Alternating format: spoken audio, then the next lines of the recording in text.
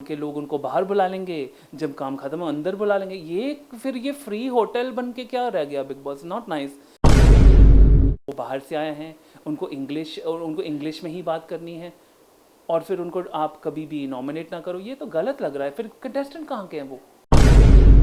इस सीज़न तो उन्होंने वो पूरी तरह से टास्क निकाल ही दिए हैं। आई थिंक उन्होंने डेफिनेटली चॉइस बनाया था कि अब छोड़ दो टास्क। पहले तो वो परछाई बन गई थी शालीन की, फिर वो ऑब्सेस्ड, जो टीना का वर्ड नहीं था वो सलमान खान का वर्ड था, ऑब्सेस्ड। स्वागत है एंडी जी आपका टेली चक्कर पर। तो ये बताइए कि are you following Bigg Boss? जी मैं फॉलो बिग बॉस, हेलो, मैं उसको रिव्यू करता हूँ यूट्यूब चैनल पे। I am Vijay Andy YouTube channel follow करो प्लीज़ जाके। वोट फॉर एंडी नहीं, अब सब्सक्राइब को एंडी करो, ओके। अगर हम बात करें शालीन के ऊपर, सबसे बड़ा अच्छा आदमी जो हमेशा कंफ्यूज रहता है, जिसने मेंटल हेल्थ को कहीं ना कहीं गलत वे में रिप्रेजेंट किया है। एंड मैं इससे बिल्कुल सहमत नहीं हूँ और I don't agree with this and it's giving out wrong information to people out there. Tell us about something कि क्या सुम्बुल डिजर्विंग नहीं थी? सुम्बल डिजर्विंग नहीं थी। पहले तो वो परछाई बन गई थी शालीन की, फिर वो ऑब्सेस्ड, जो टीना का वर्ड नहीं था वो सलमान खान का वर्ड था, ऑब्सेस्ड बन गई थी। पर आई थिंक डेफिनेटली वो दिख रहा था, सुम्बल डेफिनेटली थी शालीन से इन्फैचुएटेड, जो वर्ड है वो उसको पसंद करती थी, पर शायद खुद उसको नहीं पता था कि वो सच में उसकी और एक डोर उसको खींच रही थी, तेरी और शालीन के और ना जाओ तो बेहतर है। बट पॉइंट है कि वो सच में खींची जा रही थी। टीना ने वहाँ पे डेफिनेटली टांग अड़ाई और वहाँ पे उसने एक स्टोरी चलाई, पर उसमें भागीदार इक्वली शालीन भी था। तो उसके वीटी में जिस तरीके से विलिफाई किया है टीना को, मैं तो टीना के ऊपर मैंने स्किट भी बनाया मेरे यूट्यूब चैनल पे, टीनाचनी, क्योंकि मैं तो उसको पिसाचनी बोलता था, जिस तरीके से वो चीज़ें करती थी और बोलती थी और कैमरे में देखती थी, तो उस टाइम पे मुझे तो लगा ये तो बिल्कुल पिसाचनी का रोल कर रही है, और इस वजह से बार बार मैं पिसाचनी करके बोलता था अपने रिव्यू में, जो बहुत सारे लोग पसंद भी करते हैं। बट डेफिनेटली सुम्बल का जो सीन था वो उसका खुद का कोई अलग ट्रैक नहीं चल रहा था। पहले वो परछाई बनी थी शालीन की, फिर वो परछाई बनी मंडली की यानी कि साजिद खान की।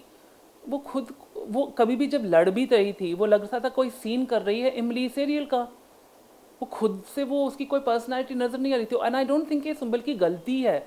सुम्बल 18 साल की है भाई, 19 साल की, तब तक तो मतलब आप अच्छी तरह से पक्के भी नहीं होते ना, आपकी पर्सनालिटी अभी फॉर्म हो रही है।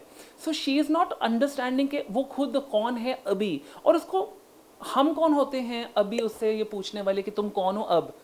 अभी तो वो डेवलप होगी, अभी तो उसकी पर्सनालिटी आगे आएगी, अभी तो वो ग्रो होगी, अभी तो वो समझ में आएगा कि वो खुद कौन है, तभी जाके वो कुछ ऐसे शो में कर पाएगी। तो डेफिनेटली उसको शो में आना ही नहीं चाहिए था इस समय। इनफैक्ट वो इतने बड़ा शो जो हिट शो करके आई थी, मैंने पूरे एपिसोड्स देखे हैं, मैं उसका फ़ैन था शो से पहले। और उसके एक्टिंग का, और मुझे नहीं पता था कि वो इतनी उम्र में इतना अमेजिंग एक्टिंग कर रही है वो शो में। तो पर यहाँ पे उसकी पर्सनालिटी शून्य थी। लास्टली मुझे बताइए कि आपका सीजन इंटरेस्टिंग था या ये वाला या सिद्धार्थ शुक्ला का season? I think definitely Siddharth Shukla और शहनाज का बहुत इंटरेस्टिंग रहा है। आसिम भी थे उसमें, उन्होंने बहुत अमेजिंग सीज़न किया। मैंने आधा ही देखा था ऑनेस्टली, पर आई थिंक सबसे बेहतरीन जो रहा है सीज़न, वो सीज़न 7 था, क्योंकि सीज़न 7 में मैं था और क्योंकि मैं पूरी तरह से बायस्ड हूँ। पर बाय द वे हमने जो टास्क किए थे ना, हमने दिलो जान लगा के हर एक टास्क किया था, हमने टास्क को फाड़ के रख दिया था। और मतलब हमारे सीजन में तो मतलब हमें अवार्ड्स मिले थे फॉर द टास्क। तो आई थिंक अगर टास्क के ऊपर जाएंगे तो सबसे बेस्ट सीजन 7 ही था। And I think definitely season 13-12 definitely अच्छे थे। प्रतीक का सीज़न जो था, जो लास्ट इससे पहले जो सीज़न था, उसमें टास्क हुए थे, पर उसमें इतना बल का प्रयोग हुआ और उसको कभी कॉल आउट नहीं करा गया था, तो वो वहाँ से मुझे इशू लगा था। और इस सीज़न तो उन्होंने वो पूरी तरह से टास्क निकाल ही दिए हैं। आई थिंक उन्होंने डेफिनेटली चॉइस बनाया था कि अब छोड़ दो टास्क, पर उससे प्रॉब्लम हो गई क्योंकि वो सीज़न थोड़ा स्लो हो गया, लेट्स बी ऑनेस्ट। मतलब ये सीजन बोरिंग था? मैं ये नहीं कह रहा हूँ कि ये सीज़न बोरिंग नहीं था, क्योंकि यहाँ पे बहुत इंटरेस्टिंग कैरेक्टर्स थे। अर्चना बहुत इंटरेस्टिंग कैरेक्टर है, इंटरेस्टिंग कैरेक्टर देखने के लिए, साथ बैठने के लिए अच्छा नहीं है वो। कान जो इतने पक जाएंगे उसको सुन सुन के, डेफिनेटली मैं मानता हूँ, पर देखने के लिए it's very funny. And I don't think कि अर्चना को कभी भी राखी सावंत बोलना चाहिए, क्योंकि अर्चना राखी सावंत नहीं है। आई मीन अभी जो राखी सावंत का असली लाइफ में जो बिग बॉस चल रहा है सड़कों पे, जहाँ बेहोशी की हालत में वो पाई जाती हैं, जहाँ पे उन्होंने अपने हस्बैंड को हथकड़ियाँ पहना दी हैं, मतलब ये बिग बॉस में तो ये चीज़ें हो ही नहीं सकती ना। इनका तो अलग बिग बॉस चल रहा है बाहर। मतलब आप राखी सावंत का कंपटीशन में किसी को नहीं रख सकते, क्योंकि उनकी रियलिटी कुछ अलग ही है। सब पे बात किया हमने, अब्दू पे आपने कुछ नहीं बोला। मैं अब बहुत मजे, वेरी चालाक ब्रो। एंड यही तो बात है, वो बंदा बहुत मजे कर गया और वेरी चालाक निकला। एंड सबको क्यूट क्यूट में उसने फंसा के, ये इनका जो चक्रव्यूह चल रहा था ना क्यूटनेस का, उसमें उसने बहुत कुछ किया जो उसका नज़रअंदाज हुआ। किसी को लड़का बोल दिया, किसी को ये कर दिया, उसको तो मतलब उसको नॉमिनेट एक बार कर दिया, वहां पे हल्ले मच गए, आपने कैसे हो। एक सेकंड, वो तो आके ट्रॉफी, अगर आप पहले बोलते ना वो गेस्ट है, वो ट्रॉफी का भागीदार नहीं बनेगा तो ठीक है भाई, सर पर चढ़ा के बैठा लो। पर जब तक वो ट्रॉफी के लिए लड़ रहा था तब वो कंटेस्टेंट है भाई। मैं अर्चना के साथ बिल्कुल सहमत हूँ। बट जब कोई कंटेस्टेंट आता है, और मैं आपको एक चीज़ बता देता हूँ, क्योंकि यहाँ पे बहुत हल्ले मच जाएंगे, अरे डिसेबल्ड के ऊपर आपने बोल दिया। मैं आपको बताना चाहता हूँ, जो मेरी बहन है, मुझे सगी बहन, खून की बहन, मतलब वो डिसेबल्ड है, वो व्हील चेयर में है, मेंटली एंड फिजिकली डिसेबल्ड है। मैं बचपन से उनके साथ ही रहा हूँ और मैंने बहुत सपोर्ट किया है, सिर्फ उनको नहीं पर मैं चैरिटीज़ को भी देता हूँ, क्योंकि मेरी बहन खुद ऐसी है तो मैं हेल्प करता हूँ। तो मैं किसी की डिसेबिलिटी के ऊपर कतई नहीं बोलूँगा, ना मैं उनको छोटा दिखाऊँगा उनकी डिसेबिलिटी को लेके, पर मैं उनको एक इक्वल मान के उनके साथ बात करूँगा, उनके साथ इंटरेक्ट करूँगा, और वो मेरा कंटेस्टेंट बन के ही रहेगा। तो ऐसा क्या उनमें है, वो बाहर से आए हैं, उनको इंग्लिश में ही बात करनी है, और फिर उनको आप कभी भी नॉमिनेट ना करो, ये तो गलत लग रहा है। फिर कंटेस्टेंट कहाँ के हैं वो?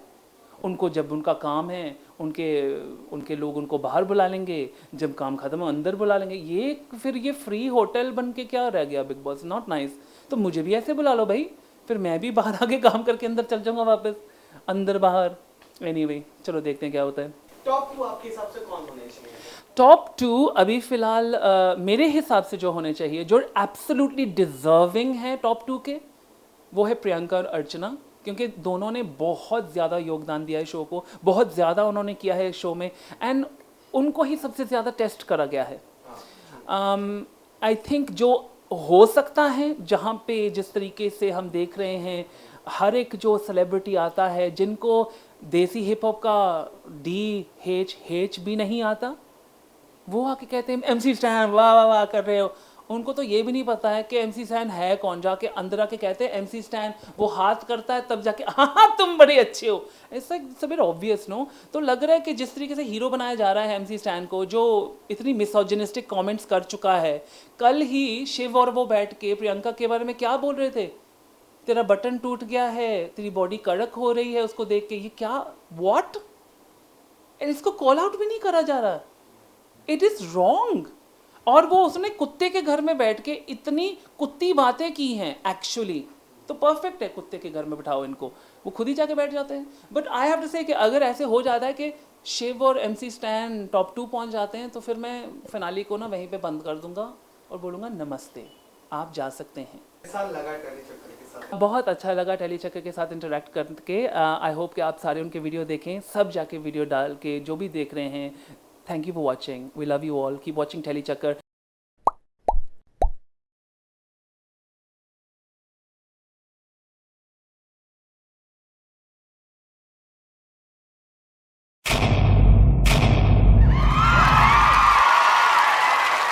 Know all about the Telly world by subscribing to Telly Chakka's YouTube channel. Don't forget to hit the bell icon to stay updated to our new videos.